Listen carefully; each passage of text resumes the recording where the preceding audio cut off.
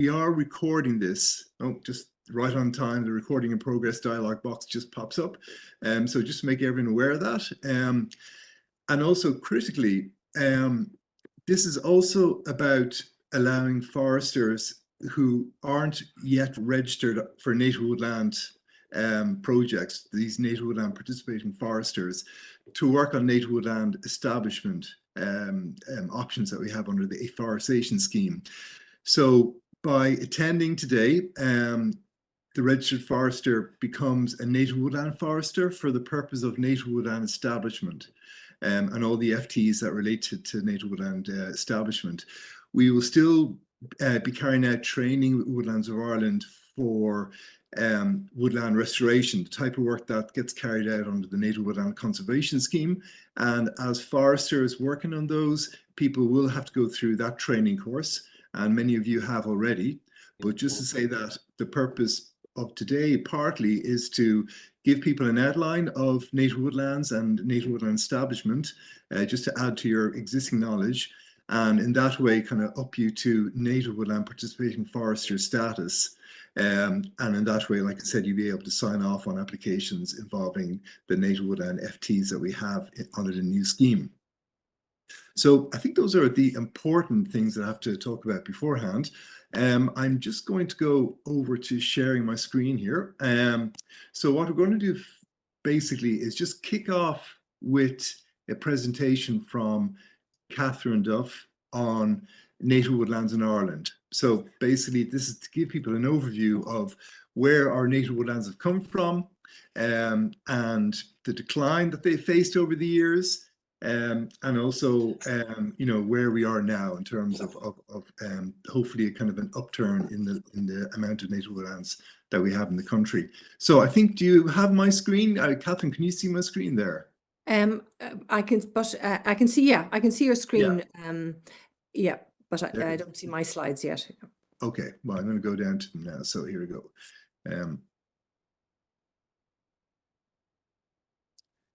It's that dreaded. Okay, it's fine. Okay, Katherine. So I'm going to hand over to Katherine Duff, who many of you will know already. She's one of the department ecologists based within the inspectorate. And Katherine has been involved with the Native Woodland Scheme for quite a while.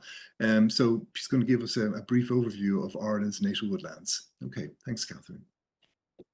Thanks, Kevin, and good morning, everybody. So Kevin, next slide, please.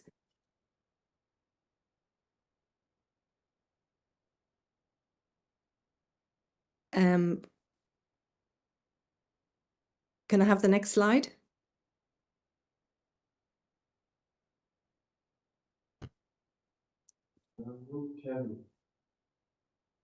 Oh yeah, so basically this is an overview on the history and a little bit about the biodiversity of our native forests.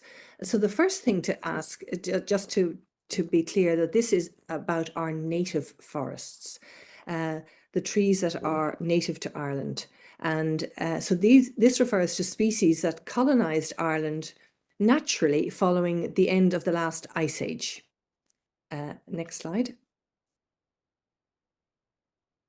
And so these species are listed here. The woody species essentially are listed here.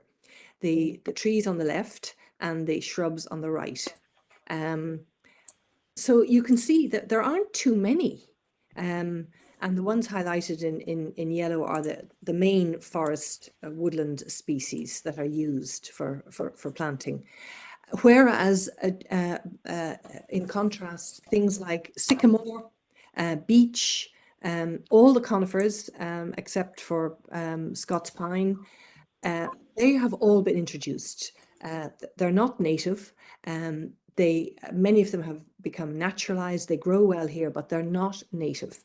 So next slide. And so our native woodland species is not just about our woody species. It's all the other associated species that go with it, and such as the ground flora, the ferns, the grasses, the flowering plants, the mosses, this all makes up the biodiversity of a woodland associated with the woodland. And the underground flora as well is hugely important. The fungi, those are the fruiting bodies of the fungi. There's an underground network which is intimately connected to the trees and all the other species within the forest. Next slide.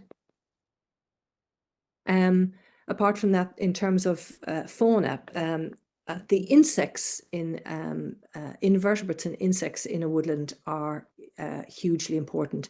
The ground beetle up there in the top round is an example of a creature that is very important for as part of the decomposition of woody material, forest material. Sorry, Katherine, Kevin here. Sorry, I wonder, can everyone please switch to mute? We can hear someone keying in on a keyboard and moving paper. So please, if you could just check your mute status is on. Thanks. Sorry, Katherine. Okay. Butterflies as pollinators, the two moth species there on the left-hand side. We have about 1,200 species of moths in Ireland, and because most of them are flying at night, we don't see them, but they're an integral part of woodland biodiversity. And I will add that what makes them special in our native forests is that the diversity of these associated species is much higher in a native forest than in a forest of native trees, as opposed to one of non-native trees. So, for example, oak can have up to I think it's about 250 species of invertebrates that are just associated with oak trees. Next slide, please.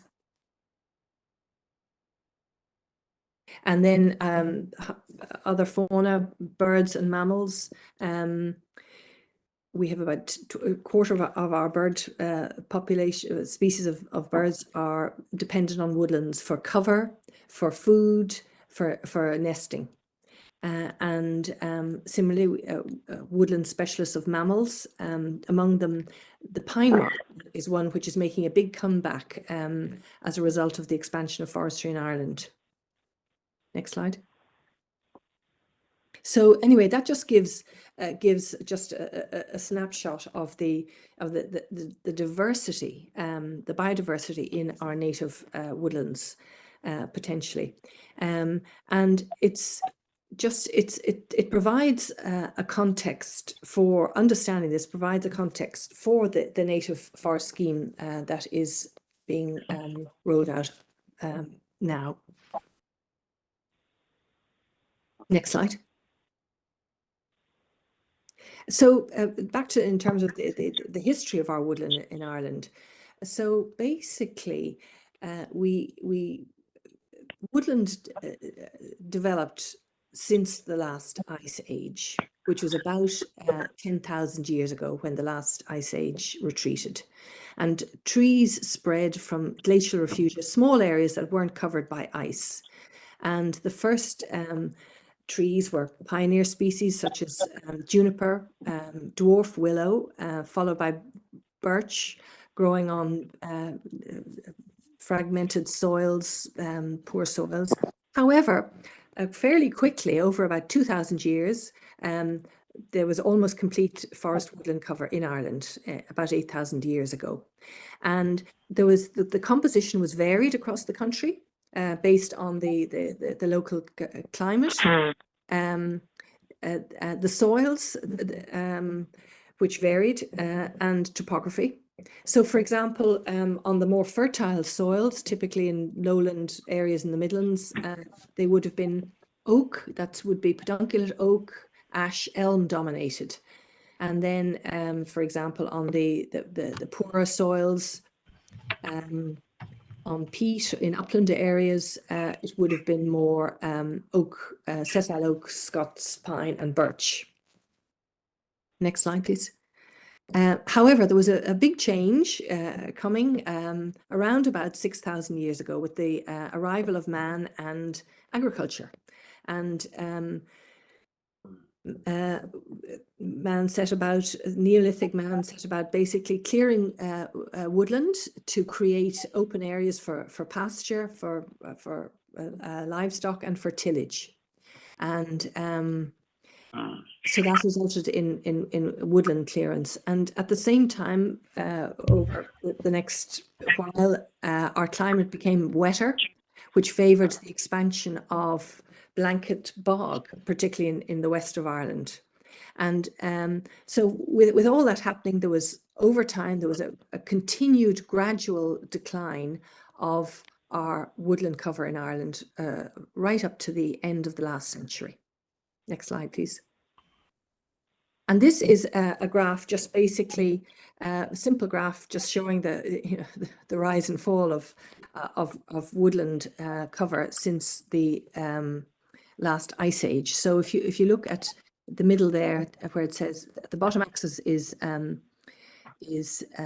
time in thousands of years. 10,000 years ago, the last glaciation, there was a big rise in the woodland cover up to 100%, about 90%, and then about 6,000 years ago, with the arrival of man, and the clearance of woodlands, that continued to decline, exacerbated by climate change and expansion of bogs. So that basically continues to decline right to the start of the last century. Thank you. Next slide. And we have scientific evidence for this, and we have actually been able to glean a lot about our, not only the woodland cover, but the composition of our woodlands, thanks to the pollen record, which is stored in peat bogs or in lake sediments. And just briefly, I'm not sure how many of you would be familiar with, this is a pollen diagram. And so pollen produced, trees and grasses produce huge amounts of pollen because they're wind pollinated plants. That pollen it's tiny, it's microscopic, it goes into the atmosphere, and most of it, apart from pollinating those plants, will be washed out of the atmosphere and will end up on the ground. And so where it lands on bogs or in lake sediments, it doesn't decompose. It gets stored there, accumulated. And so when you take a peat core, you can basically estimate the age, along the peat core, and then take a sample of the peat and extract out the pollen grains that are still stored in it, because pollen grains tend to be species specific in terms of the shapes of the pollen grain. So a pine grain, the pollen grain is different to a hazel grain one in terms of its shape, and you can look at that microscopically. So basically, you can identify from the pollen grains what trees were growing at a particular time. And this pollen diagram here, I'll just try and explain it briefly. The vertical axis is the peat depth, and which represents time, and then along the bottom, the vertical columns, the blue columns in the middle are each one is a different tree: pine, oak, elm, and alder at the right. And then over on the right hand side, the bright green columns are it's the grass and cereal pollen. So basically, just looking at those two, over time going upwards, at the bottom of that diagram, there's a lot of tree pollen, which would indicate all those trees and woodlands. And then about the middle, do you see that there's a red arrow going across? There's a shift. The green grass and cereal pollen increases, whereas the amount of blue in the tree columns decreases. And over on the left, there's a kind of a black. Further left, there's a black area, which is pollen charcoal fragments, which would be associated with burning. So basically, from that, it can be it basically is an indication of the decrease in tree pollen and the rise in the grass and cereal pollen and the associated charcoal, it's an indication of what was happening, the woodland clearance and agricultural expansion. So, and you can do that in different parts of the country at different stages, but so that's what the pollen diagrams tell us. So next slide, please. And so basically, just summarizing, the drivers of change are of our woodland cover have been climate, soil, which varies across the country, disease. Look what Dutch elm and more recently ash dieback have done, and land use, primarily agriculture. Next slide. And just one last diagram I'm going to show you, and this is it's a map showing the potential natural vegetation of Ireland. And this was produced by John Cross, a woodland expert formerly with National Parks and Wildlife Service, who's done a lot of work with the department here. And the map here, if you just look at the brown areas on the west, in particular, northwest and west, and then the darker blue areas in the Midlands of Ireland, they represent bogs. And pretty much everything else, all the green, shades of green, and the pale blue, they represent the forest cover that would naturally occur if we all got off the island, if there was no agriculture and we allowed natural succession to take place. So basically, you know, most of it shows that there's a huge, most of the land is suitable for growing trees, and so it shows the potential for afforestation in the country. But of course, most of this land is currently under agriculture. Next slide. With the decline of our woodland cover, not only did we lose our woodlands, but we also lost the associated species, which resulted in some extinctions. The wolf, which used to be here, and Scots pine, it became, there's an argument now, but it essentially became almost extinct. And then the associated loss of genetic resources and the woodland culture, which is huge. That has been lost with the loss of our woodlands, as well as an impact on the soils. So next slide, please. And just in terms of our recent woodland history, there has been planting of oak as a timber crop since the Middle Ages. And so some of our existing old broadleaf woodlands, they actually, they're not entirely natural. They have been planted, but they often tend to be even aged, and whereas the natural woodlands would have a more diverse canopy and structure and so on. Next slide. So then just where we are today in terms of our native woodland, the National Survey of Native Woodlands carried out by National Parks and Wildlife Service in 2008 estimated that 1.2% of the total land area is under native woodland. And so that is mostly it's largely unmanaged and generally in small pockets, fragmented, and maintaining or the continuity of this woodland is hugely important for biodiversity. Next slide. Sorry, Katherine, Kieran here. Can I cut in? Sorry, can I just ask a few people to turn off microphones? Mark Donnelly, your mic is open. It's jumping in and out. Ross Buchanan, your mic is open. And Jim Crowley, your mic is also open. Would you mind just closing those off? Thanks. Okay, and lastly, just a word on hedgerows, which are linked to woodlands in a sense. They're a hugely important refuge for woodland plants and animals. They are wildlife corridors, and they maintain connections between other hedges, areas of native woodland, or and the native woodland establishment sites. Some of our hedgerows are very old; they're several hundred years old, and they will be there. If you're establishing a native woodland which has hedgerows, it's a huge asset because it provides an adjoining seed source, mycorrhizal connections. It's a very valuable asset to link in with establishing a native woodland plantation under the new scheme. Thank you. Next slide.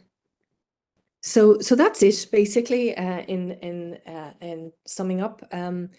So the idea of this new the scheme is to expand our native woodland resource along with its associated biodiversity, which will come in through appropriate planting of native species and their management, and at the same time encouraging the growth of quality hardwood. That's it. Thank you. Great.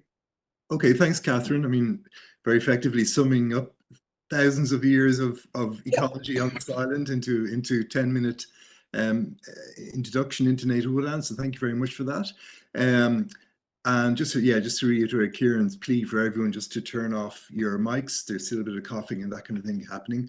But thanks, Katherine. Just to build on that, what I'd like to do now is just have a look at the establishment native woodland related FTs under the new Forestry Programme. And there are quite a few there, as you're well aware.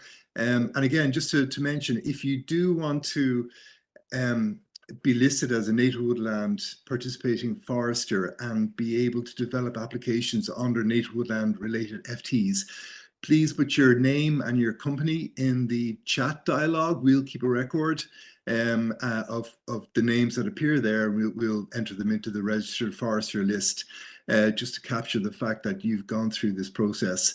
Of course, people who've already gone through a previous native woodland training course and who's already down on the registered forester list as a native woodland participating forester, that you don't need to do that. You're already on that list.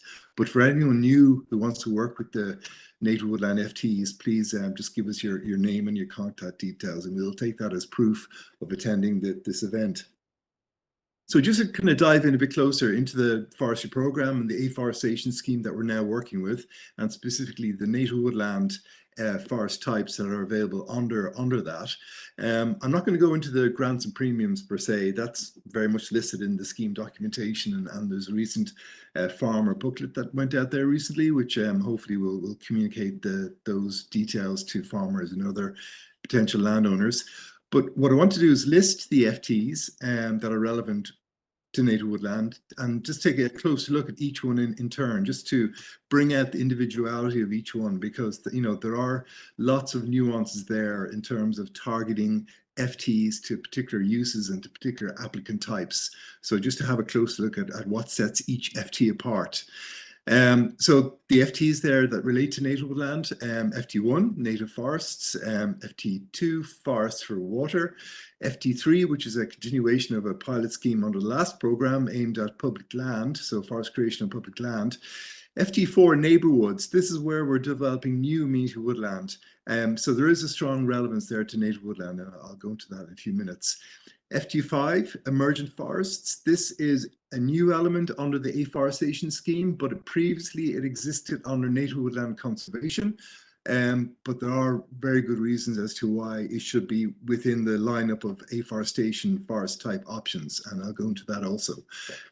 There's also an obvious relevance to the native woodland, or say the native tree area scheme, and also the Woodland Environment Fund, which is a process whereby a partnership is developed between the farm owner or the applicant and a local business or multinational business also, and there's a top-up payment involved in that. So I'll dip into that also. So that Woodland Environment Fund always involves native woodland. And leaving afforestation and just looking at other schemes within the wider programme that are relevant to native woodland, just to bear in mind the Native Woodland Conservation Scheme, which is now very much target on restoration, going into an existing woodland and seeing what needs to be done to restore it. And also the Reforestation for Climate Resilience, which there's one element in there for reforestation with native woodland. So I'm not going to talk about those two schemes in the wider program, but just a flag that there is a connection there. We've managed to ensure that other elements of the former native woodland scheme have come over to the new program. And I think we've added a greater level of focus by teasing them out in that way. So just flag those other two schemes that are relevant to native woodland. So doubling back, looking at the FTs, if I could just first of all go through common issues that are relevant to all. So these are features of all of the forest types involving native woodland. And of course, the first one there is you can, of course, go in and choose a forest type, let's say FT1, and that could comprise the entire project that you're overseeing. So the applicant wants to plant a forest which comprises entirely of native woodland, so FT1 might be all of it, or you also can, use FT1 as a design tool within a wider afforestation project. For example, in order to kind of strengthen the mitigation of particular sensitivities on that site. So for example, you could have a site that's up against a high status objective water body, very important under the Water Framework Directive, and you could decide to develop a good native woodland plot involving FT1 or FT2 as well, which relates to water. Alongside that, you might also decide to use native woodland to ameliorate landscape issues, for example, or to reinforce the protection of other biodiversity features, or for example, if you're adjoining a number of dwelling houses, the idea of having a native woodland plot close to that might be a very good way of just bringing local people along with the project. So, you can use it as standalone or else as an element of a wider afforestation project. And the options are there to design your afforestation project in a way that kind of reacts to the different sensitivities that are there on site. And you can use native woodland as part of the mitigation. It's the same application process, so you apply under the FT, the native woodland related FTs alongside other FTs, make the application via INET, same fencing allowances apply, and Robert Windle will talk about that later on. In terms of what the scheme is about, it's all about expanding native woodland resource in Ireland and associated biodiversity, and also trying to advance the different ecosystem services that come from native woodland. For example, the protection of water and landscape and biodiversity, etc. And a big chunk of that is making sure that whatever is planted is the most suitable native woodland type for that site, or part of the site. So you could be looking at one field, and you have to identify the most appropriate native woodland type for that field, and the next field over could be a different soil type or a different elevation, and there would be a native woodland type that might be more suited for that particular field. So there's the document called the Native Woodland Framework document, which I'll go into, and that's a key document in terms of identifying the most appropriate native woodland type for the site or parts of the site if there is diversity. All planting stock used is limited to native species and also from seed collected on the island of Ireland. So we're using the Forest Reproductive Material Directive and the various regulations and procedures around that to make sure that we can trace back material planted under the native woodland FTs right back to where the seed was first collected. So it's a key thing that we are only using material from the island of Ireland and also native species, obviously. Now, occasionally there are shortages, and hopefully as time goes on, the capacity of the nursery sector to provide more material will expand, and these issues won't become a feature in the future. But there are occasionally shortages for certain species, and we address those through periodic derogations. So a memo will go out from the department saying that for this planting season, you can utilize oak from these sources, even though, for example, they might be over on mainland Europe, somewhere, for example, potentially appropriate within the Netherlands.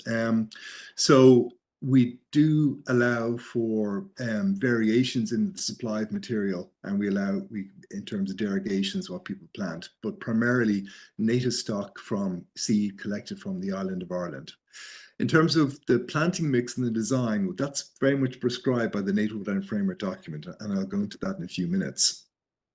More common features, all of the Native Woodland FTs, they all have to satisfy the same requirements regarding the RNN score of 6 or greater, the same allowable soil types as other FTs.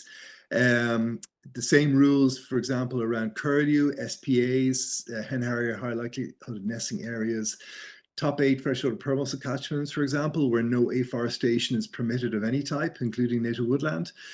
So, all of the same kind of requirements that come out and very much to the fore within the environmental considerations section of INET, they also apply to the FTs relating to native woodland.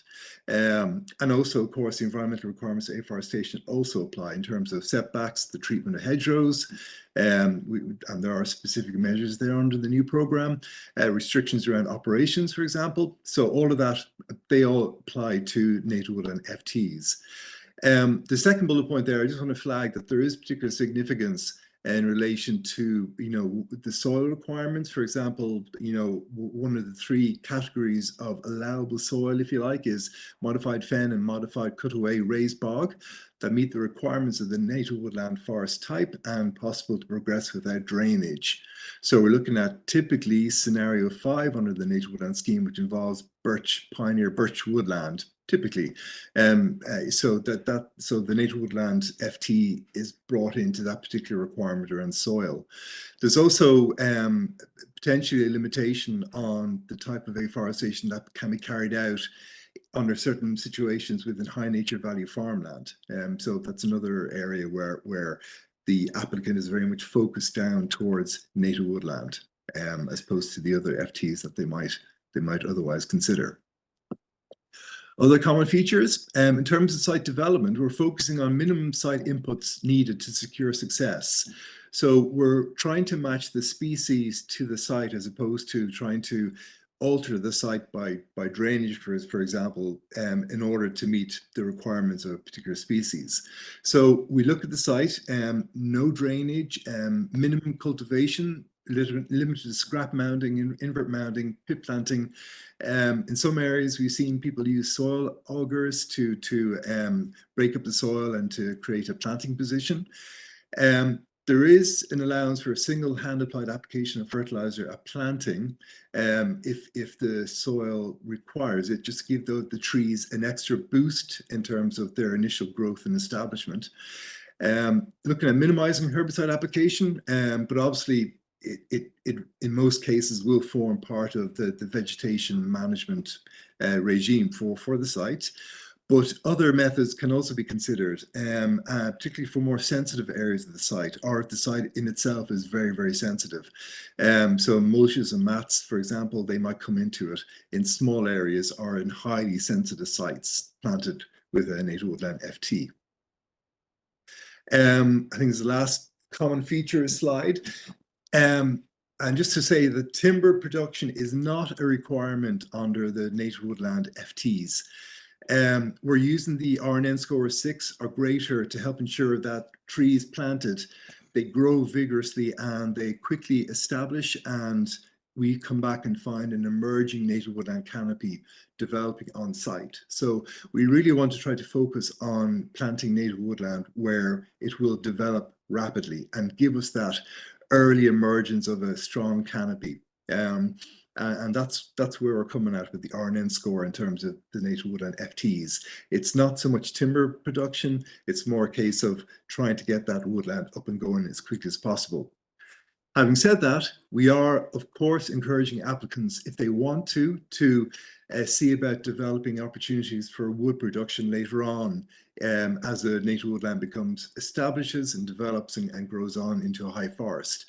So we're looking at the use of close to nature forestry systems where individual or small groups of trees can be harvested, and then the gaps filled in with natural regeneration or planting of suitable species. So, you know, that's something that can be catered for in terms of early shaping, for example, in order to give you your final crop trees or develop your base for final crop trees.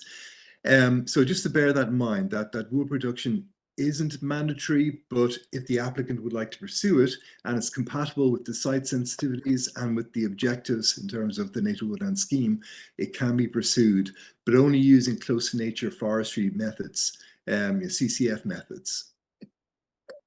And in terms of the long-term management of it, the clear fell of these areas won't be permitted. These areas planted as native woodland will be managed and licensed to be managed under CCF systems. So in order to make these into, if you like, permanent features of the wider landscape. I also want to mention the input of some important organizations who are coming along with us in this journey, if you like, in terms of native woodland. The native woodland scheme itself has been developed by the department, working very closely with Woodlands of Ireland, with National Parks and Wildlife Service, with the Inland Fisheries, COFERD, Hare Council, and a wide range of other native woodland stakeholders. So this is really a 20-year, coming up to a 25-year process in terms of how this scheme has evolved over time. So it's very important just to mention the scheme partners. And Woodlands of Ireland in particular is very, very active. Many of you will have met Declan Little, who is a former project manager, and Joe Garn, who's a current project manager. And, you know, we worked closely with Joe and with Declan in the past. And Woodlands of Ireland very much come to us with publications, with you know, training, co-training, for example. Also, through a technical working group, they're very active in terms of looking at particular pinch points in the scheme or areas that needs to be looked at and refined. So this has been an ongoing process for over 2 decades, where the scheme is evolving all the time. And that kind of outreach and support from Woodlands of Ireland is so important. Alongside the cooperation and the partnership that we're in with National Parks and Wildlife and Fisheries and those other organizations, and Quilcha as well. So just to give you that overall background. But through that comes lots of supporting material. These are 2 kind of recent publications. The first one is Management Guidelines for Ireland's Native Woodlands. That was written by Forest Service and the Department of Ag, Food and Marine with National Parks and Wildlife. So it's a very much a partnership document, and it goes through many different aspects of native woodland in Ireland, ecology management, and there's lots of information in there. Woodlands of Ireland produced periodic information notes, and more recent one was by a couple of deer experts whose names you recognize. And looking at the management of deer in native woodland. So how do you design a native woodland to give you the facilities to properly manage deer pressure if it becomes too much? So that's an information note that would be very relevant to the FTs involving native woodland creation, because deer and other browsers are such a threat to native woodland. By, you know, we obviously deer fencing will be critical, but in terms of the long-term management, looking at where to place ride lines and shooting lines, and there's lots of advice in there in relation to what you can do to manage deer in the emerging native woodland. So that's a particularly relevant information that the Woodlands of Ireland have produced more recently. So having said all that, those are all common features that applied to the various FTs in terms of the native woodland requirements. And that reflects the ecological principles and the kind of pragmatic management solutions that have emerged out of this 20+ year partnership. And also out of all the different feedback that we've got from foresters and ecologists who've been working with the scheme. We've trained around 1,000 people now over the last 2 decades. So an awful lot of your colleagues within the Registered Forester cohort have gone through the training. and also counterparts in terms of ecologists and also people involved in national parks and wildlife and fisheries and what have you. So there is a good wad of exposure and expertise out there. And at the forefront have been registered foresters working with ecologists on applications under the scheme over the last 2 decades. So there's a wealth of professional experience in this whole area within the registered forester cohort. But if I can, just looking at the individual FTs and how they differ from each other. And, you know, there are whatever 5 or 6 different FTs, and people might ask, well, why so many FTs relating to native woodland? And by looking at each FT in turn, you know, the reasons might hopefully become apparent. So FT1 is your common garden variety native woodland forest type. Basically, it's a standard issue. You know, it's the most generic, if you like, and that would be the go-to one that people will kind of start off with.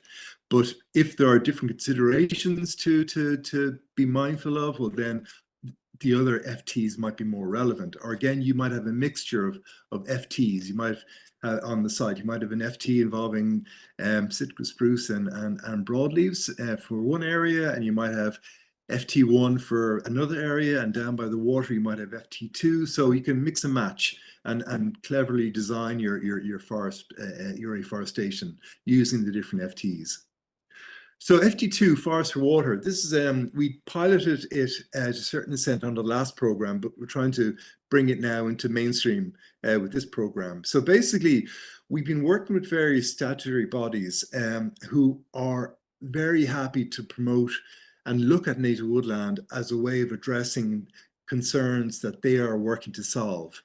For example, EPA, under the Water Framework Directive, have developed PIP maps. These are maps of areas on farmland where there's particular pressure from phosphate runoff, which has an impact on water quality and then the objectives under the Water Framework Directive.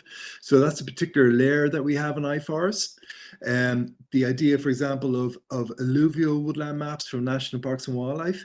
Alluvial woodlands are a very threatened habitat, and they're Annex 1 habitat under the Habitat Directive, and a priority habitat at that, and they are very rare in the Irish landscape. So the idea of knowing where the current ones are will allow us to focus native woodland of a similar supporting type, both upstream and downstream, to try to buffer and to try to expand those areas. So and similar maps from OPW in terms of water retention, flood retention, from Irish Water, from fisheries in relation to particularly sensitive spawning areas.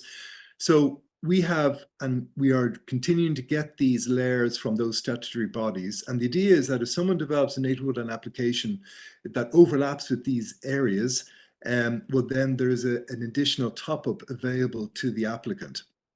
And we think this is a very positive development because it's linking straight into the Water Framework Directive, but also it's really getting other statutory bodies to look at woodland and forests as a solution to problems that they themselves are grappling with. So it's a really positive message to get out there. Just to say also, we're developing a new scenario under the Native Woodland Framework document, which I'll touch on later, for alluvial sites. Now, this is still in development, but it will have a particular relevance to FT2 because many of the sites might be on alluvial floodplains. But just to say that you could have an FT2 project that doesn't involve alluvial woodland. For example, if you're up in an upland valley, let's say, scenario 2, brown podzolics, and you're talking about oak, birch, holly with hazel woodland, that might form part of your FT2 plot, because you don't effectively have any significant alluvial floodplain in that situation, but having woodland down along the slope nearby the water's edge, plus setback, the water setback, will perform this role in terms of protecting the water from whatever pressures are involved. So just to say that, you're not necessarily limited to the alluvial scenario, that'll only come in certain situations. you might very well be dealing with other scenarios and still be FT2 forest water still within that space. So FT2 is still being developed, but you know, we're very excited to get this up and running fully as soon as possible. FT3, this is a continuation of a pilot again after from the last program. This Is it possible to ask questions as we go along? Yeah, well, how about if I'll just finish the FTs and then I'll stop and we can take a couple of questions, Connor. Is that okay? Thank you. Okay. So FT3, forest creation on public land. So effectively, we're targeting public land here. So the idea of semi-states, even other departments, other public bodies having a land bank and also having their own commitments regarding carbon and biodiversity and water. Well, here's a scheme that allows them to develop native woodland. There is an element of recreational development too, but that is not mandatory. We've had good interest and we have numerous projects under the last program, including Irish Rail, various local authorities, Irish Water. Sorry, Connor, I think someone has left their microphone on there. Connor, I think maybe. No, it's not me. Sorry, my apologies. Sorry, no, just some movement came on there. Sorry, Connor. So this scheme is bringing in new applicants into afforestation. So we have got a couple of HSE, I think, have also come on board. So there are opportunities there for foresters to work with public bodies to develop woodland under FT3. We are also working very closely with the Climate Action Regional Office. I'm sorry, there's someone there. Can you please mute your microphone, everyone? There's a beeping coming on there. Thank you. So the Climate Action Regional Offices, this is an entity set up to support local authorities achieving their climate goals. So we work very closely with them in the last program, and they have a whole on-site or online resource for local authorities who want to work with this scheme, and it tells them, for example, how to engage a registered forester, you know, what's typically involved in the application process. And we're now working with the Hare to update that resource so that it reflects the new program. FT4, neighbourhoods, about developing new areas of amenity forest for local use primarily. And from experience, most of these projects involve native woodland. So, you know, people involved in FT4, developing FT4 projects, you can use the native woodland framework document if the applicant and the local community want native woodland. But just bear in mind that you might actually end up beefing up particular species, for example, alder and birch, in order to, you know, create a more robust young woodland, because there might be some pressure from use. So, you know, start off with the native woodland framework document, and it's possible to adopt that in order to reflect the particulars of that particular project, that neighborhood project. Also, FT4 isn't limited to native woodland. For example, there could be an old estate woodland, and the idea is that areas next door to it will be planted to expand that woodland amenity. And of course, things like birch and diverse conifers, which might characterize the older woodland, can of course be planted under FT4. So it's not always native woodland. It could be other woodland types as well, which is perfectly acceptable. Emergent forests, this is a new departure for us here, and this element previously existed under the Native Woodland Conservation Scheme, but we brought it over into the afforestation scheme because we feel it has a better home here, if you like. And really, it's about seeing about doing something to make sure that areas of emerging woodland, characterized by pioneer species such as hawthorn and blackthorn, for example, that they are corralled and allowed to continue developing into a high forest native woodland. So in a way, we're piggybacking on what nature has started, and operations such as fencing, such as you know, the removal of any invasives that might have become established, the planting of gaps within the plot with appropriate native species, they all come into it. As we go into this, there are some limitations. We are only funding scrub woodland that's on the way to becoming high forest. For example, you might have a low-lying woodland such as hazel in the Burn, and that's already achieved its kind of climax, inverted commas. So if the typical climax woodland type in an area is low woodland already, we're not, the FT5 isn't available for those types of woodlands. We're also looking at allowing up to 1/3 open space, and that'll be targeted for planting. We're looking at an average canopy height of 1.5 meters, and also mineral soil only. So we are only looking at emergent forests that are on mineral soil. And the reason for that is that there, for example, is a huge amount of birch woodland that could be characterized as emergent forests, but there's no shortage of that, if you like. But emerging forests on mineral soils, there is a danger there, for example, that they can be removed. So we really want to target the resources at those woodlands. So, like I said, identify works that enable the emerging woodland to grow on and to become a high forest native woodland, fencing, removal of non-natives, supplementary planting to fill gaps, etc. So again, like FT2 with the forest and water, this is a bit of a departure, but so it does need a bit more work to fully flesh out. There were 1 or 2 successful projects under the last program under this element. So we'd be learning from those as well as building what's there already. So you'll hear more about FT5 over the coming weeks and months as we really firm up on it. And finally, I mentioned the Woodland Environment Fund before. This also relates to native woodland because all of these areas will be new native woodland. And this is a mechanism whereby a business can get into a partnership with the farmer, with the forester providing a key role there. And the farmer gets a top-up payment from the business alongside the Form 1 payment from us, or the first installment payment from the department. And the corporation can use the woodland as part of their social corporate social responsibilities or their commitment to the global sustainability goals. They can bring staff out to it, for example, and have staff days out there, or it just opens up a space for a partnership between the farmer and a business. And it could be a local business or it could be a multinational, and we've had examples of both under the last program. So the Woodland Environment Fund, it comes over to this program. There's information there in terms of how it's done, how farmers opt in for it.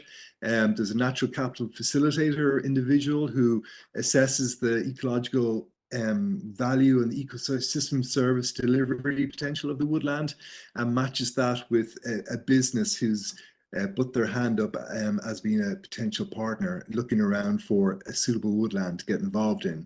So it's another innovative area, and it relates back to native woodland establishment. Okay, Connor, I have just 2 more slides. Can you hang on till then? And we'll take 1 or 2 questions. No problem. I'll work with it. Okay, thank you. A key document or a key element of the various FTs relating to native woodland establishment is this native woodland framework document. And many of you will have already been working with this. And it's effectively a way to enable the registered forester to identify what native woodland type would develop naturally on this site. And Katherine referred previously to this map by John Cross, which kind of shows that the type of native woodland that would emerge, again, unrealistically, if people disappear, that's not going to happen, but it does give an indication of this mosaic of different woodland types that would occur over Ireland based on drainage, elevation, and a host of other factors. So using those factors, the registered forester identifies what the most appropriate native woodland type is for that site or that field within a wider site, for example, and then goes on to identify how to realize that native woodland type in terms of the species and planting mix. So it's a framework for registered foresters to identify the most appropriate native woodland type, and it's therefore key to the various FTs involving native woodland establishment. So again, developed by ourselves, the National Parks and Wildlife and Woodlands of Ireland. It can be subject to periodic changes, again, to reflect shortages in particular species, where we have to remix or redo the species mix. But apart from that, it is a very important part and a consistent part of the native woodland fabric within the afforestation scheme. So a closer look here, it is meant to be very, very visual, and there's only a few pages in it. We've identified 5 scenarios, and the 5th one, which will come on stream regarding alluvial woodland. So focusing on the 5 scenarios. So scenario 1, where the soil is predominantly podzolic, and you have the oak, birch, holly woodland is the native woodland type that is targeted on that site. Very important not to confuse native woodland type with forest type. The forest type is the GPC equivalent, if you like, where here under the native woodland framework, the native woodland type is the woodland that would occur naturally on this site. So just to make that distinction. Scenario 2, brown podzolics, you're talking more about your upland valley walls, for example. Scenario 3, brown earths. Oak, ash, hazel, woodland is typically what would occur there. Scenario 4, glaze. Scenario 5, highly modified peat and peaty podzols, where we're looking at pioneer birch woodland. Sorry, just ignore that footnote down there. That's not correct. So my apologies there. We'll have to correct that. Scenario 5, I was referring to the modified peat and fen soil requirement. So please just ignore that footnote there. It is incorrect, and we'll correct this later on with the version we're going to post online. So those are the 5 scenarios we've identified so far. And if you look over at the document, I just pulled out one example for scenario 2, brown podzolics. So you can see there, if at the very top, it talks about the location, the soil, the main habitats and vegetation. So it gives the forester a sense, if it matches, if these characteristics apply to the site, well then you're more than likely looking at scenario 2, brown podzolics, and the soil sampling in the soil pit will also give you information about the soil, which is a key part of the framework document. So it talks about the oak, birch, holly with hazel woodland as being the most appropriate native woodland type. It has a couple of photographs there just to give you an indication, a visual indication of what the open field might look like, and also what one of these woodlands look like internally. And then it goes on to give you the planting mixture, and also the species proportionality and particular details about the planting design. And planting mixture at the bottom, sessile oak 50%, hazel 15%, etc. And those specifications are set out to give you a starter pack for developing that particular woodland type. So by following that planting mixture and that species design, the idea is that you will kickstart the development of a oak, birch, holly with hazel woodland on that site, which you've identified as being the most appropriate native woodland type after looking at the location, the soil, the main habitats and vegetation. So you have that document which replicates that type of approach for the other 4 scenarios, and it's a key document for foresters involved in native woodland establishment FTs. So I just stop there, pause there for a moment. Again, I have to be very, very clear. Please ignore that footnote there. It's incorrect. So my apologies. That shouldn't have made it there. So just put a line through that, please, and we'll correct it in the version of this PowerPoint presentation that goes up online. Okay. Before I move on, Connor, you have 1 or 2. Maybe if you just maybe take 2 or 3 questions, if that's okay. Yeah, so the first question is in relation to FT2. Under the previous scheme, with the OPW flood layers, okay, a lot of the inspectors were ruling out, as soon as they were in the flood layer, they were ruling out automatically. We couldn't make an application in those areas. Has that policy changed so that we can now apply for FT2 in all of the flood layers? In all the flood layers, yes, yes, we'll have to add caveats to that now, Connor, but there is an allowance there for some of those areas. and we'd be given details on that. But it does obviously take us somewhere where we haven't gone before. So there are a couple of caveats that we'll be placing around that. And what are those caveats? Well, just in terms of the details, you know, kind of in terms of, for example, the ecology of the site itself, you know, the frequency of flooding, of inundation, you know, of course, whether or not it overlaps with one of the sensitivities that FT2 is designed to address. So a couple of details of that we have to work out fully. And you let us know. Letting people know about those as soon as we have them. Okay. So I suppose the most important thing here today is to find out peats, and you know, we're coming across a lot of greenfield sites and rushy sites that are now in a blanket bog layer. You know, it's obvious that they've been heavily in agriculture for the last 100 years, and now we can't plant them because the peat depth is over 30 centimeters for blanket peats. So if you could go through the peat scenario with us, and especially though these areas of grass ground that we now can't make any application for. In terms of going through them, Conor, I'm not quite sure. Well, I suppose peat is the biggest thing we're coming across with native woodland. Traditionally, we would have made applications on peat for native woodlands, and now under your rules, blanket peat.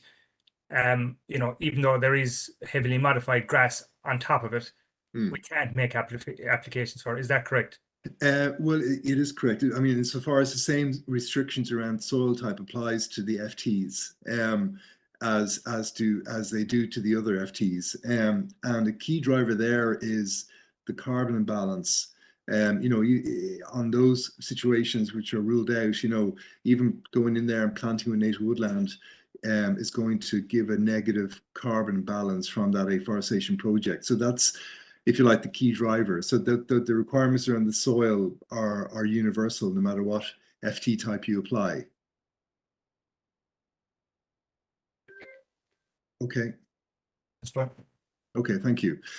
Listen, can we please forge on, maybe if you could just hang on with your questions to the very end, but I'm happy to take that question, Conor, but if we can just keep an eye on the time here, and if you can note down your questions, and then we have a fuller Q&A session towards the end of the session. Thank you. Okay, just going back to the presentation, and effectively that wraps up my presentation on the various native woodland FT types. You know, it is a space where we're still developing some of the details, particularly around the forest for water and the emergent woodland. But again, just to get across the idea that we're putting on the table many different design options which can be used to mitigate against you know, the impacts on various sensitivities, for example, water and landscape, like I said, or on-site biodiversity or adjoining biodiversity features. So, you know, hopefully the nuance there between the different FTs has come across clearly. Okay, so what I'd like to do now is hand over to my colleague, Frank Barrett, who's going to take us through the new layers that feed into INET and iFORIS, the environmental consideration section. So Frank, can I hand over to you, please? Thanks, Kevin, and I hope everybody can hear me. Kevin, you might let me know if you can hear me properly. Great. Yeah. Kevin, if you want to proceed to the next slide, please. So I'm going to just talk briefly about the environmental considerations layers. Hopefully you'll have seen the release, I believe, that went in earlier in the month. You'll have seen some of the environmental considerations layers. What are they? Where are they? Areas, I suppose, from your own perspective, where the scheme precludes and the operation of the procedures in relation to consent for afforestation, where no new afforestation is permitted, and areas where additional requirements apply in terms of field sampling reports or additional information from yourselves or the landowners. And hopefully give a quick demo, if I can, of the layers as you see them in INET or that are available to you. If you want to proceed, please, Kevin. So you will obviously, if you've started using iNet or started an application for afforestation, a pre-approval application, you'll have seen these screens. Kevin, if you want to move through them. Hopefully this interface in terms of filling out the required information in terms of the environmental considerations is to your liking, but essentially it gives you a percentage of completion for each of the questions, and I believe it's a kind of a much improved interface in terms of completing this information. You know what stage you are in the process, and to what extent the environmental considerations have been completed, etc. So the layers that support answering these questions then are obviously in iNet at this stage, and this presentation just covers where these areas are in the country from the perspective of individuals who are listening in. How does this affect me is probably the main question you're asking. What does it impact in terms of my area that I cover, in terms of the regional spread of my operations or my company? And so I suppose to touch upon the areas where no new afforestation is permitted. So this would include the top 8 catchments. So as you're aware, we'd also have in terms of the top 8 catchments, there's very little afforestation happening in those areas anyways. You'll be aware that is the case if you're in those areas. So there is existing forest there, all right, but very little new afforestation has come into us for those areas in the last few years, primarily because of those considerations in regard to FPM, but also the soil and the land wouldn't be suitable for commercial afforestation in a number of cases in terms of those catchment areas. Sorry, Kevin, if you want to move on ahead. And then the other area that where planting is precluded is the SPA network. So a lot of the SPAs are actually scattered across our marine or estuarine SPAs. So a lot of the areas made up of marine or estuarine areas, or lakes indeed. So, but you can see that obviously the SPAs are included here, and a lot of riverine systems and lake systems are included also. Then you have the composite peats map, which was discussed a little bit earlier in the context of the processes in terms of identifying, first of all, whether you're on a peat site, and then what types of peats are allowed under the scheme. So this map is an indicative map only, and it facilitates, in the first instance, giving you an idea of whether you're in a peats area. And then obviously your own field surveys that you'd conduct on the ground, you'd come to a view as to whether you meet the requirements for the scheme, whether you've sufficient peat depth, etc. If you want to move through the map to the next map, please.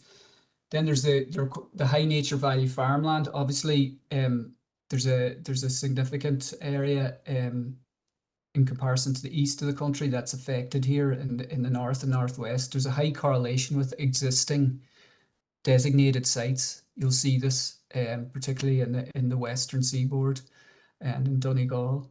Do you want to move on, please, Kevin? So the Irish wetland survey areas, these are wetlands that have been surveyed.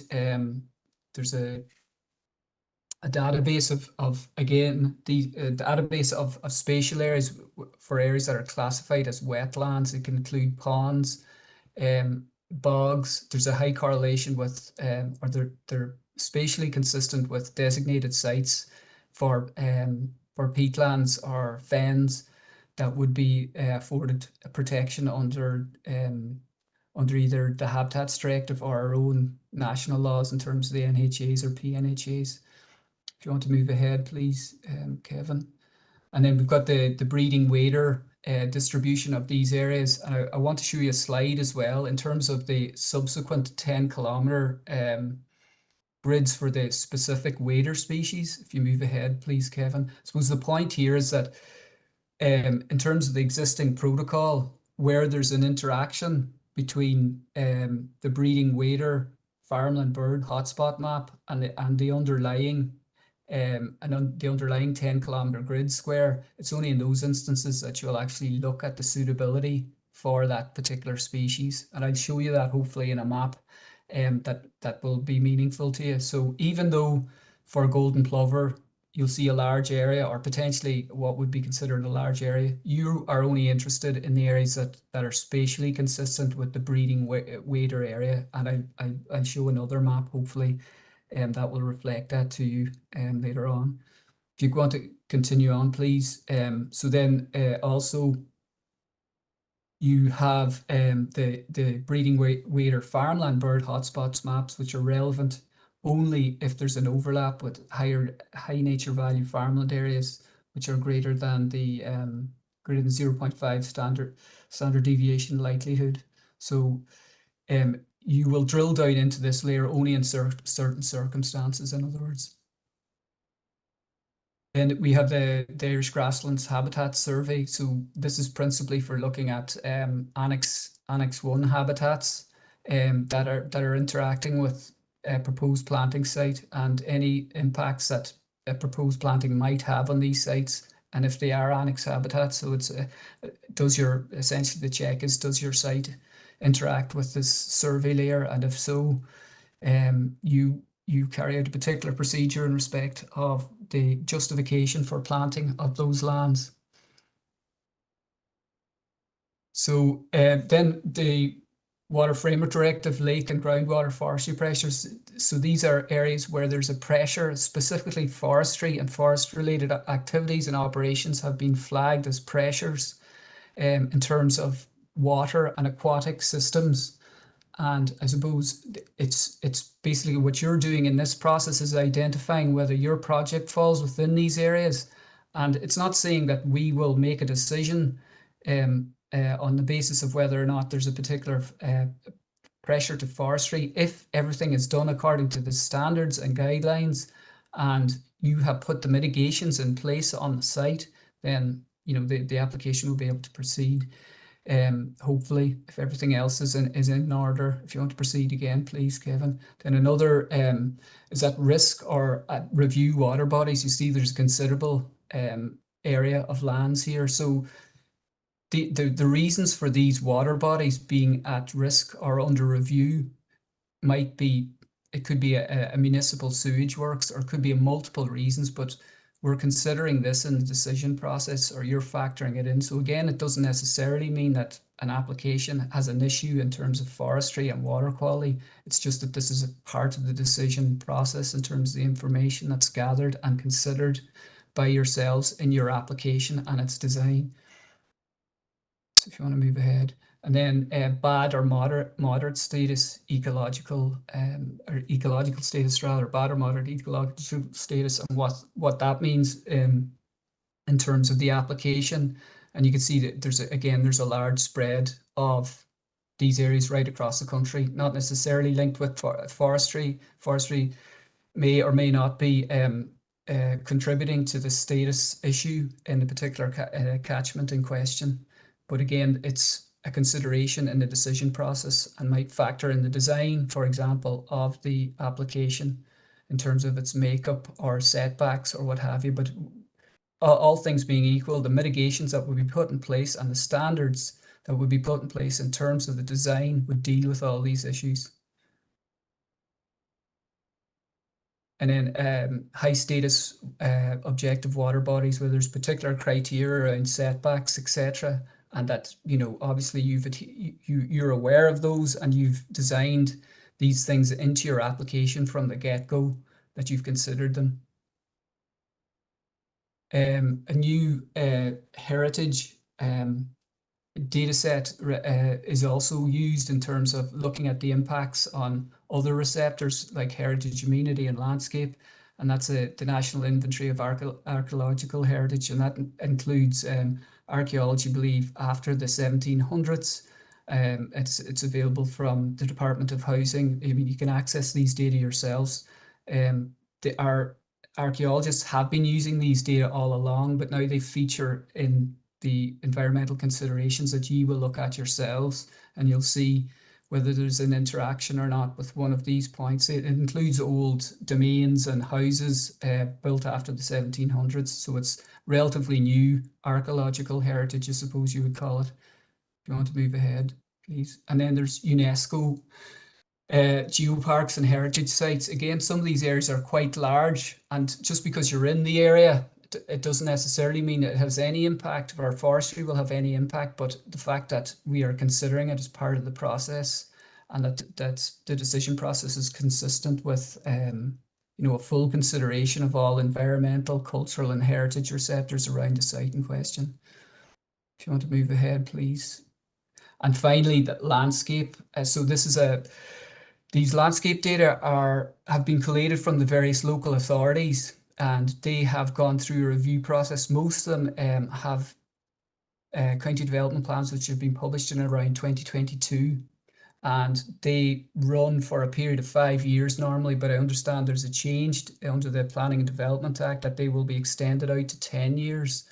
So these landscape holdings will allow you to, you know, click on a polygon, look to see if you or the project that you're developing is located within an area of high sensitivity, or there's a particular policy objective around forestry that's reflected in the county development plan, and that you've considered that in the mix in terms of the development again of the project and how it fits into the landscape. If you want to proceed again. So I don't know, Kevin, if I can share my screen now. Yeah, I was. And I just go. want to show if I can. Let me see, does this work? Okay. Just log into my own system. And I just want to show you in terms of the assessment of areas for whether the site contains suitable habitats for that species. So you can see the Birdwatch Ireland, or the breeding wader hotspot maps, which are the hotspots are in orange. I hope you can see that. And then you can see the 10-kilometer grid squares, red shank areas, but it's only the areas that are actually spatially consistent or coincident rather with the breeding wader areas that you look at in terms of the site survey in terms of suitable habitat for that species.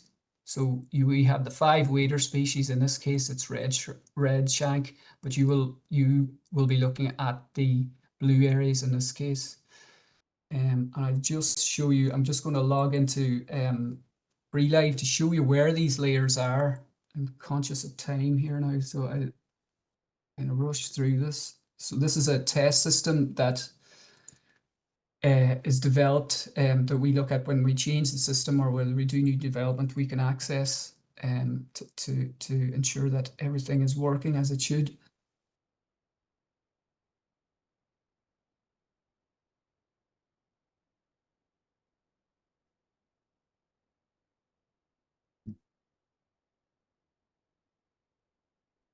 So this will hopefully be familiar to all of you. It's a bit small, Frank. It's just a little bit small on the screen. I don't know if you can. Okay, let's see.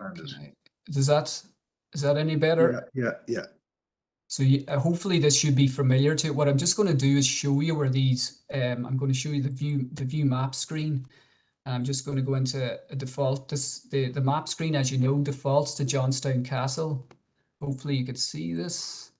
And you can see the layers. Let me know if you can't see anything. Obviously, the point is to kind of demonstrate the layers to people who haven't already seen them. Most of you, no doubt, have logged into iNet and can see things. So this is Johnstown Castle here. And this is the Daffin building. So just to show you the layers as they appear, I'll just expand this out a little bit. Hopefully you can see that. You can see the layer names here.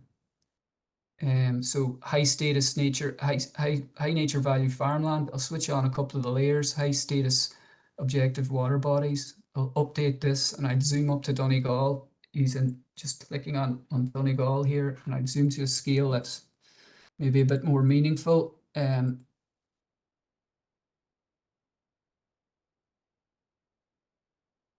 So you can see the squares here representing the high nature value farmland. I'll just pan the map over a little bit. I've got the townlands layers on as well, so I'll switch that off. This is a bit busy.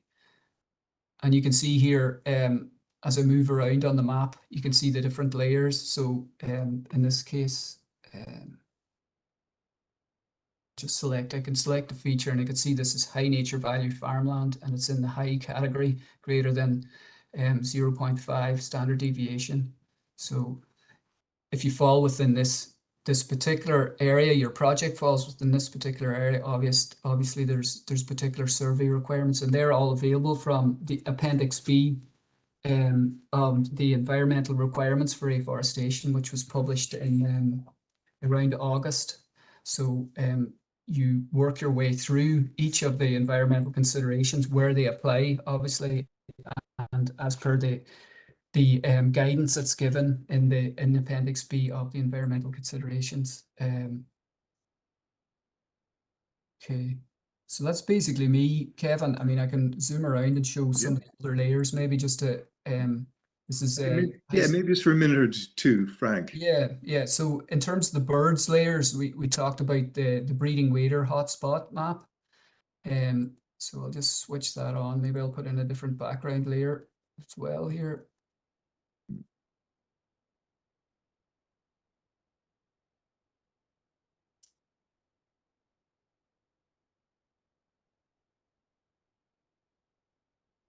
So you can see the Discovery Series map in the background here. And this is the high status objective water bodies layer.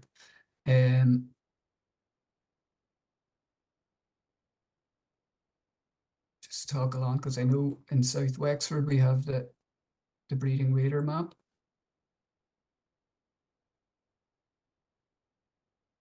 Okay. Maybe just one or two more layers, Frank. We'll. Yeah, no problem. Yeah. Well, thanks.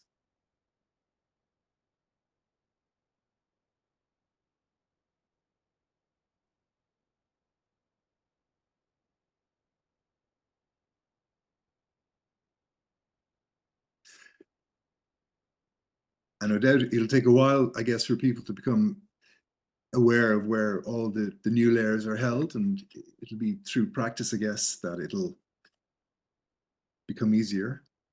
Okay, so maybe just to look at some of you can see that in terms of the Water Framework Directive, what the data is broken into lake and river data sets, and in the case of forestry pressures, also groundwater bodies where forestry is deemed to be a pressure. So obviously you can switch on the 3 layers at the same time and see the interaction of those. Okay. So that's basically it. What I advise you to do, you can see the information, so you can click on the actual water body. You can see the information associated with it if you want to drill down into the particular layers. These layers, for example, are also available on the EPA's website, and you can even download the data if you wish to from their GIS systems that they have available. Their open GIS systems. This data can also be downloaded from data.gov.ie if you're interested in integrating it into your own GIS systems. Okay. Okay, Frank, thanks for that. And I guess it's worth saying that, you know, there's an ongoing process here as well, in terms of, you know, updated maps or, you know, corrections that we might get periodically from different organizations. And so, you know, Frank is and others are constantly on the looking around for ways to make the whole process more streamlined and to bring in maps which are of better quality, for example. So yeah, it's an ongoing process that we're involved in here. So it's thanks, Frank, for giving us that snapshot of where things are at the moment. I'll pass over now. Robert, I'm going to bring up the presentation and I'll drive it forward, if that's okay. And I'll just thank you, Kevin. You can hear me okay? Hand you over to Robert Windle now, who many of you will know as well. So.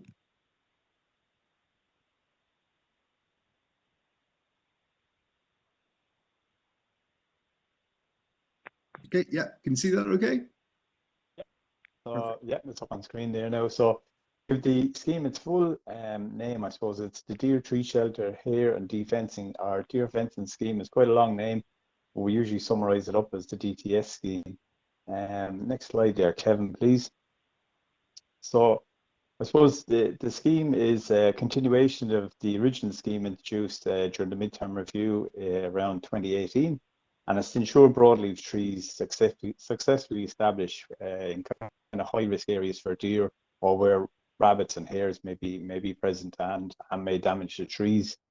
The scheme covers new planting, and it also covers existing forests at establishment between Form 2 stage and Form 3 stage. So it's available for both private landowners and companies, and it's in addition to the fencing allowances made under the afforestation scheme. So where you may have put in stock fencing, but the broadleaf trees in the main area, deer protection against deer, you can use deer tree tube. So the if you skip on to the next slide there, Kevin, please. So basically, the deer tree shelter scheme, it's a voluntary scheme, and it's for areas where there's high risk of deer, and where deer risk is low, planting should be without deer shelters, should be considered as the first option. The deer tree shelter scheme is available for FT 1 to 7, so there'll be kind of pure plots, and the rate has doubled, going to €1,600 per hectare, and the max area is increased by 15% or 50% to 3 hectares now. And the spacing for the deer tree shelters is the trees and the deer tree shelters, I suppose, is 4 meters by 4 meters, so that's 625 trees to the hectare, which is quite a reduction from the normal 2,500 trees that will be in these FTs 1 to 7. For the FTs 10, 11, and 12, so where you're planting the 20% additional broadleaf areas, ADB, it's planted again at 2 meters by 2 meters. So basically, 80% of your plot would be conifer species, and then the remaining 20% would be the ADB, which at 4 meters by 4 meters would equate to 125 trees to the hectare. So it's and the maximum grant then in that one then is €625 to the hectare. So next slide there, Kevin, please. There's also support then for existing forests, so kind of this is between Form 2 and Form 3 stage, that will require deer tree shelters. So where the 60% more of the trees are okay and they're evenly dispersed and they're free grown, they're free from deer damage, would pay the Form 3. Whereas where if there's damage levels greater than 40%, it can receive deer tree shelter supports for existing forests. Next slide there, please, Kevin. So grant aid for deer fencing post Form 2, so where they would be required to put up fence instead of the deer tree shelters due to the kind of size of the area, and that there's existing provision then within this scheme. So between Form 2 and Form 3, as I said, the deer fencing specifications are set out in Table 12 as per the Forest Standards Manual.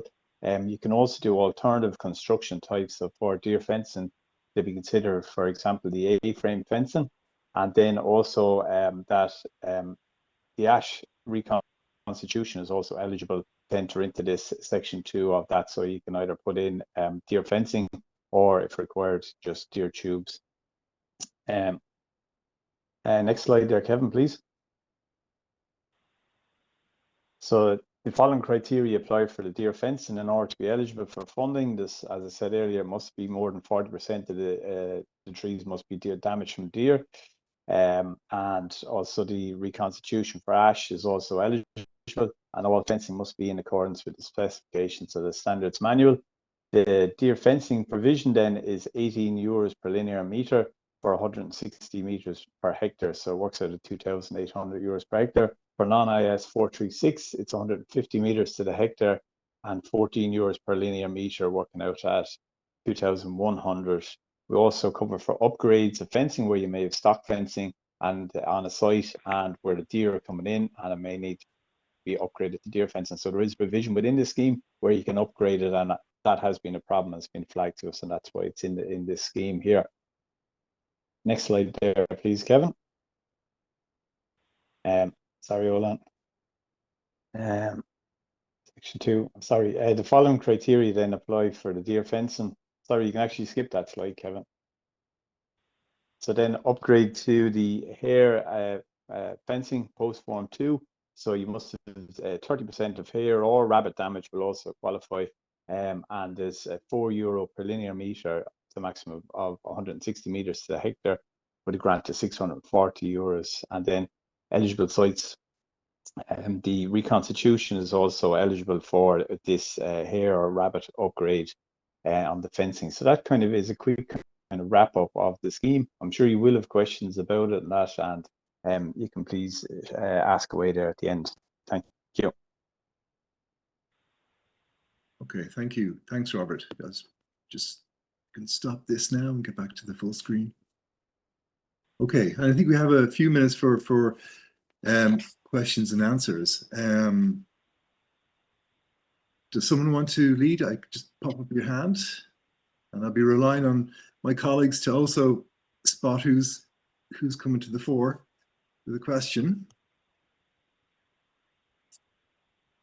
I have my hand up, Kevin, if that helps. Marina, go for it. Yeah, Marina, go for it. It's a question, just while we're on the deer tree shelter scheme, Robert, just would you explain the first? I understand the second scenario in ADB, but I don't understand the logic behind the first scenario, how that works, the 3 hectare limit, and what it's aimed at or what it's for, and it's at a much lower rate. I don't understand it.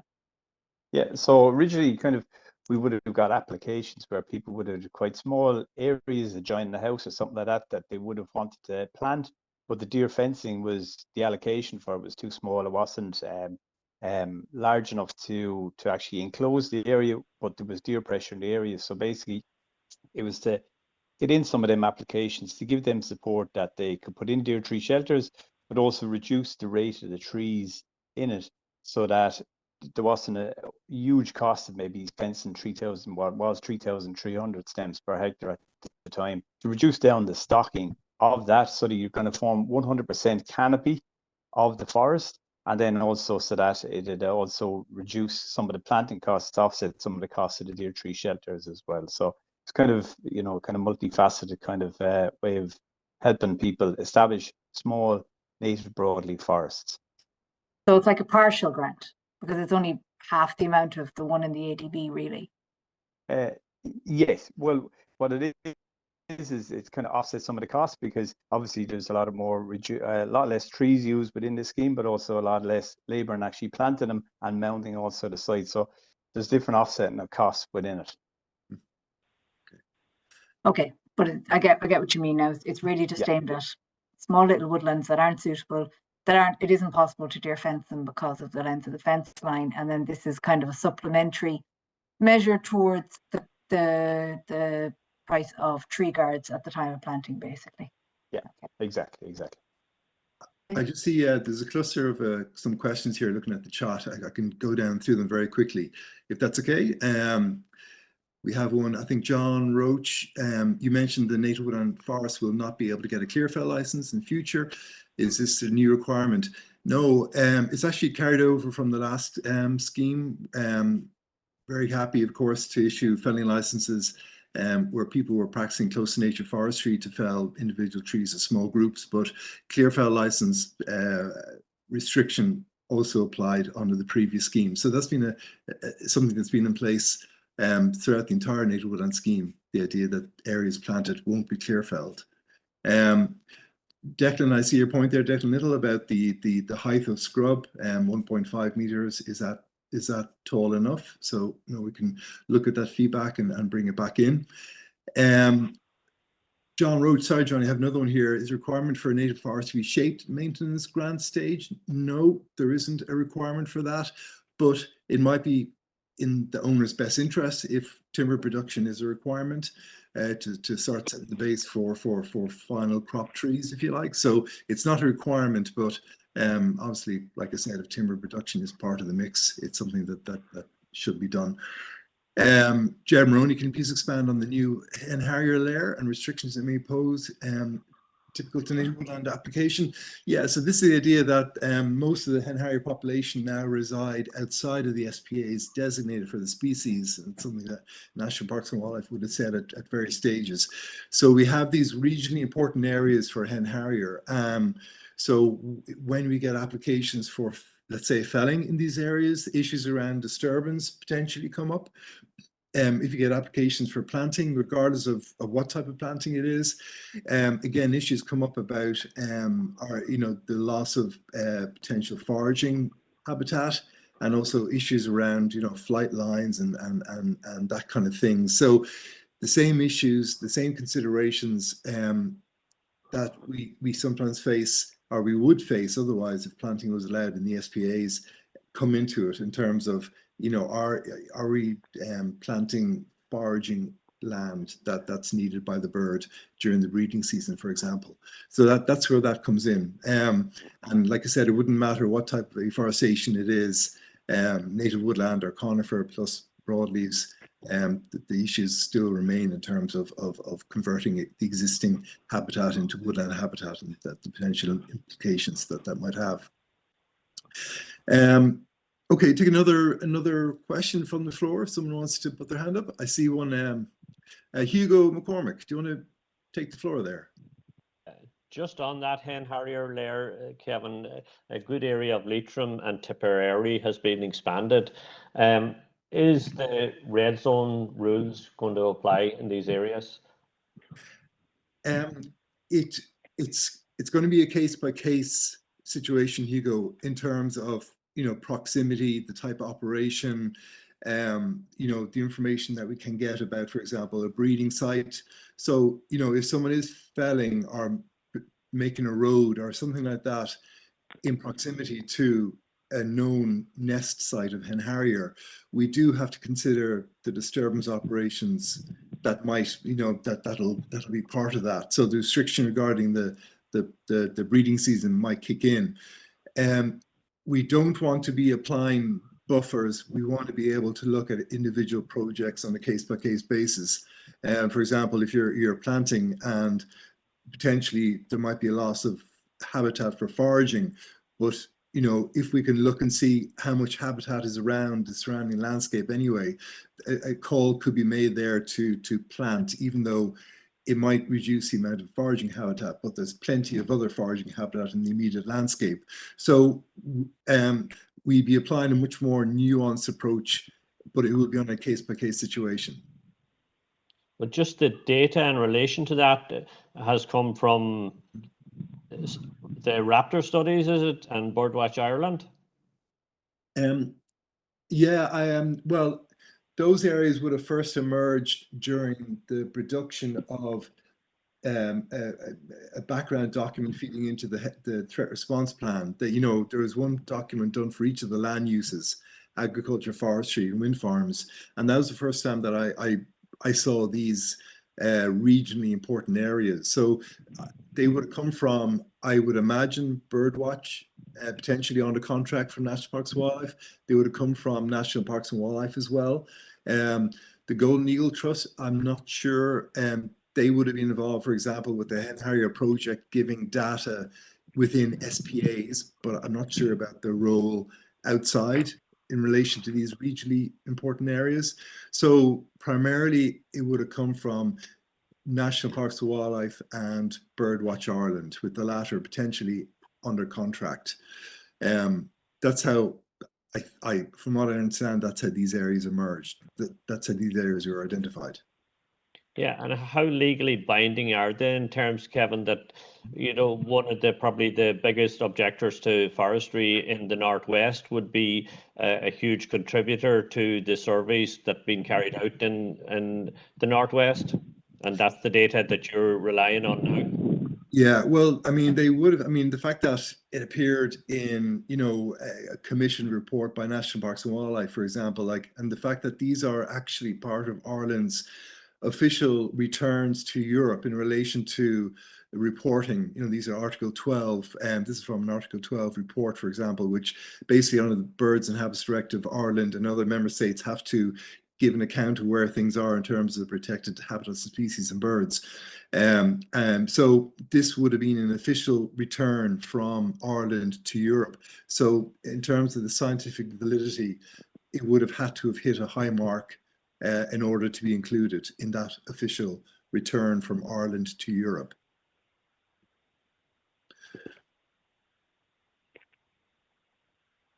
Okay.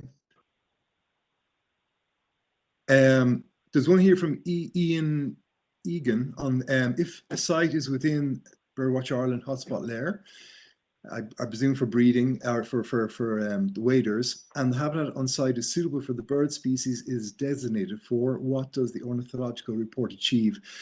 Okay, so basically, yeah, it's a good question. So you're overlapped by the wading layer, and you drill down into it to see what species is of relevance in this particular area, and you're looking at the habitat on site. If the habitat isn't suitable for that bird, an ecological report basically stating that fact is submitted so that, you know, we can look at that and we can accept that after we've done our own investigation. If afforestation, if the site is suitable for that species, well, then it ups the ante in terms of the level of evidence that we need to be satisfied that, you know, this afforestation won't impact on the species. So that's why we have to escalate it to an ornithological report, where you're talking about an expert who knows the bird, who knows, you know, the intricacies and nuances, and who'll be able to advise on mitigation, for example. So it's much more involved decision that if it gets to that stage, compared to the stage beforehand where, yep, the bird is in the area, but there's no habitat on site. In that case, we're looking for confirmation and the supporting evidence for that. But if the habitat is suitable, then go to the higher level ornithological report. So that's why we need to do that. I hope, Ian, that gets at the question.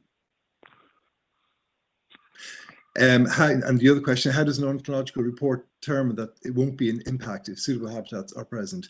Well, indeed, I mean, this could be the case where the ornithological expert, the bird species expert, comes on and says, look, I'm sorry, no matter which way you cook it, afforestation will have an impact, a negative impact on the bird in this particular area. Or it might involve ruling out of a particular plot, for example, or it might involve design to include an open space that links habitats on both sides of the area proposed for afforestation. So the whole mix of different things that can happen there, from the ornithologist saying, I'm sorry, you know, afforestation just won't work here, to a different situation where he or she says, well, actually, afforestation can work here if you include this mitigation. So it could be a spectrum of responses that come out of that report. Okay, Joe, I see you make an example there, Joe Garn from Woodlands of Ireland, of field days. Absolutely, we were looking forward to get into the field and getting out into meeting people again. So yeah, we'll have to follow up with that. Marina, I see one here, and Francis, everyone as well. Francis, sorry, good solution column. Okay.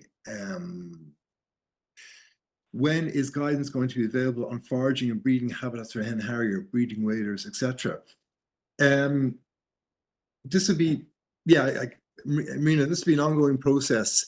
There's been a massive lift by everyone, including yourselves, to get to the stage where the program is open, and that we have the various conditions that we have to fulfill in terms of state aid approval from Europe and from other legal requirements. So we have the machinery set up now as well, and that's been a massive lift on all sides, including registered foresters who are looking at the information coming out and trying to see how it applies to their situation.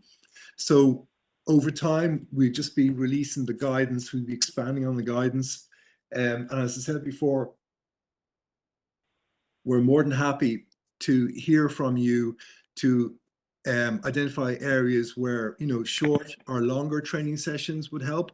For example, we could do a session on a particular scheme or a particular requirement or a particular whatever the case might be. So very much we love to get that feedback.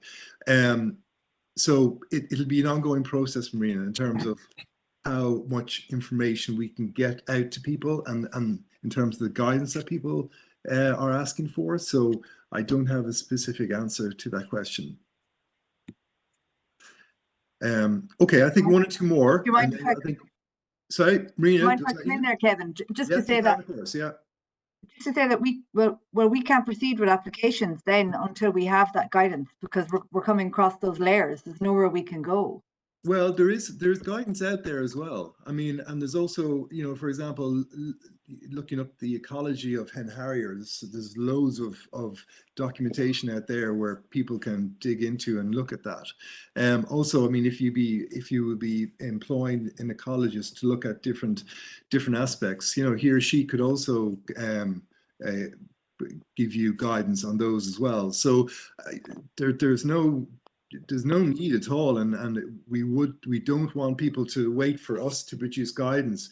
There's lots of information out there about many aspects of what we're now bringing into the mix.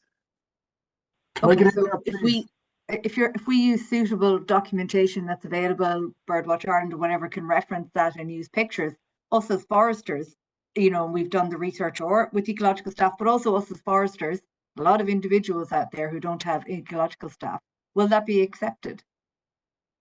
Well, I mean, if there's a good basis, I mean, it's about, you know, the argument being presented in the ecological report. Like, say, for example, you feel that the habitat isn't suitable for the species.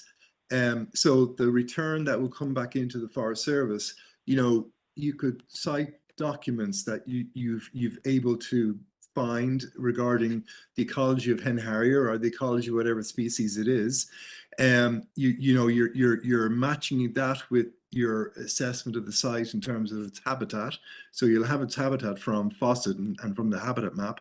So, you know, a very strong position can be arrived at, like, this is the habitat on the site.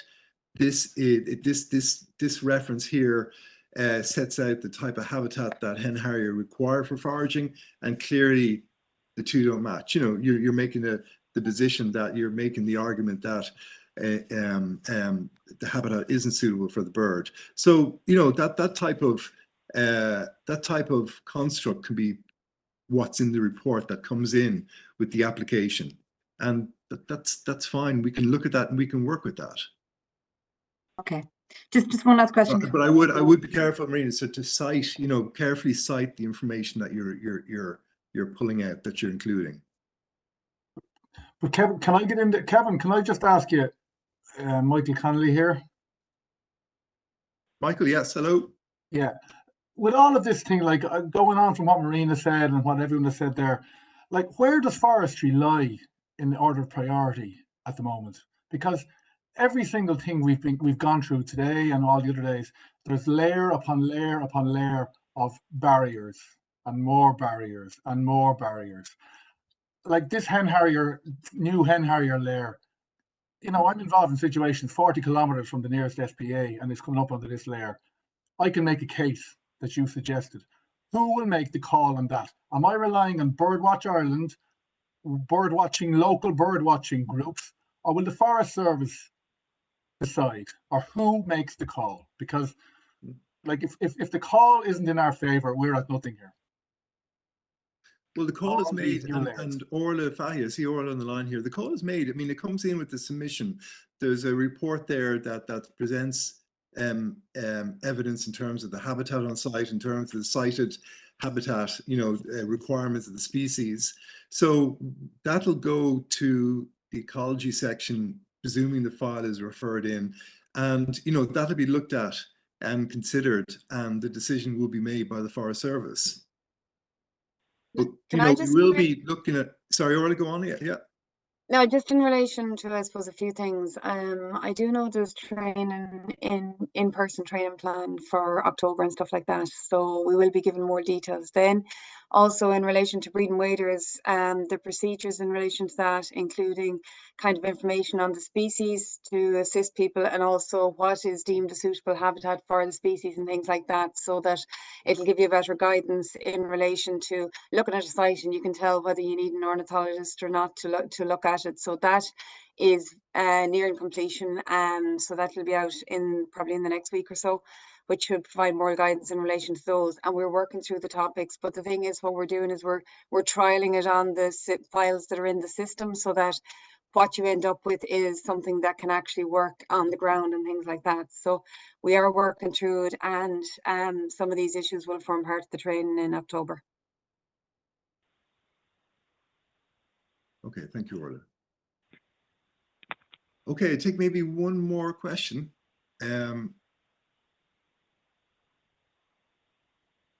I see here, will there be more detailed information about the Woodland Environment Fund and the Natural Capital Facilitator Register? That's from Sean to everyone. Sean, yes, there was, we'll have to find it again or make the link again, but there was a section on the website beforehand which kind of went into all that and gave template contracts between the farmer and the business, and details about the facilitator. So I presume that was actually brought over to the new website, but so we'll have to look into that. But that information should be there, so we'll chase it up. Yes, Kevin. Mm-hmm. Yeah, just something there. It's very, very concerning that we don't have, if we're going to rely on information from the various sources without guidance from yourselves. I'm aware that you were tasked with submitting guidance to us to assess sites. If we are to deliver any level of planting into next year or the year after, in the absence of any guidance, and I've spoken to an ecologist there yesterday on a site where they're waiting on guidance in relation to making decisions. We're looking at a lot of sites in Leitrim that are gone, you know, because of it, because we have actually zero guidance from yourselves in relation to how to deal with these sites. Really, you're looking at your planting program now this year is in the sites that are in the mix, and from what I can gather, there's very little enough uptake on that. And what likely level of approvals are you going to issue pre-Christmas on them, would say 200 sites that are pending at the moment, when you have them, 80% of them are going to be affected by one or more layers? Yeah, right. I can't foresee how many of those are going to be approved, but we are looking at them actively and we're working through them. These are the cohort 2 layer, the ones that basically people have come back in to kind of affirming that they're willing to go ahead with the next program, the next version of the scheme. So Hugo, we're working through those. I mean, I can't say how many of those will actually turn out to be approval, but in terms of, in terms of the guidance that's there are step-by-step guidance in the environmental considerations document that's in the back of the environmental requirements for afforestation. The guidance that Orla is talking about, there's guidance in the mix about high nature value farmland. There's also, of course, if you are bringing in ecologists, they'll have a level of expertise as well in terms of how different things are approached. So there's information coming from different angles, but I can't say to you how much of those, say, 200 files will be approved. But just that we are working through them as quickly as we can, and we're kind of dealing with the ones that have the lesser amount of constraints around them and working our way forward that way. So likelihood that maybe 20% of them sites will get approved? No, I'm not saying I don't put a percentage in my mouth, please. I'm not saying, I don't know. No, but listen, we have to plan for the future here, Kevin, and plan for ourselves. Like, what level, you must have a planting target for pre-Christmas, what likely you're going to get approval on? I'm not aware of what a target percentage, because it really will depend on what the issues are within each of the files. So I can't say what kind of percentage, but we are, obviously there's a real learning process for everyone, because we are now working with the different issues that form part of the state aid approval, and they're challenging for everyone. So, you know, we are working the way towards a new territory here, let's say. But I can't say what percentage of those files will be approved before Christmas. Orla, do you have any sense? I mean, that there's no.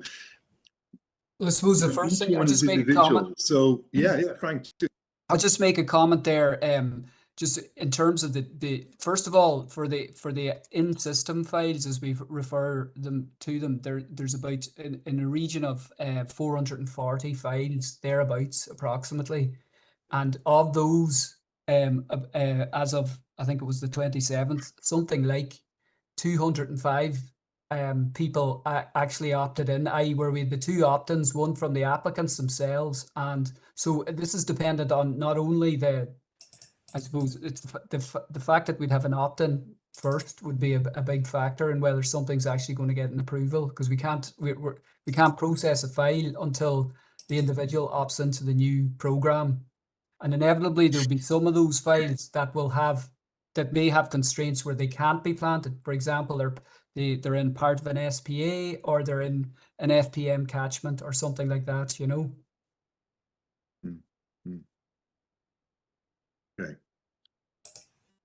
Okay, so I mean, we are on a journey here, and in terms of the new requirements under the program, and the amount of information that we've had to put out to you, and the different systems, I mean, hopefully you'll have better experience, for example, in terms of the environmental consideration section, the way that Frank has set out in terms of how it's completed, and the layers and the familiarity with the way they are exactly in INET.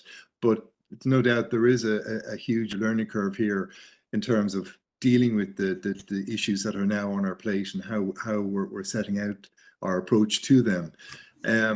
So that's why this training is so important. And, you know, like I said, we're very happy to react to suggestions from people who would like sessions on particular topics or particular schemes or particular aspects or requirements.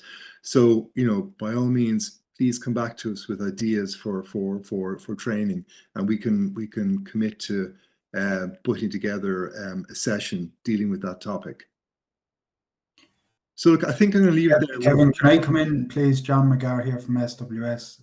John, okay, you'll have this is the last one, if that's the case. Hand up for a while there. So no, I was just wondering, could there be a reduced stocking rate in the native woodland? Because like deer fencing is not environmentally friendly, it's costly, it's not effective. What we have, it's used to farm deer. A-frame fencing, I'd be looking for a specification for a long time, if that could be provided.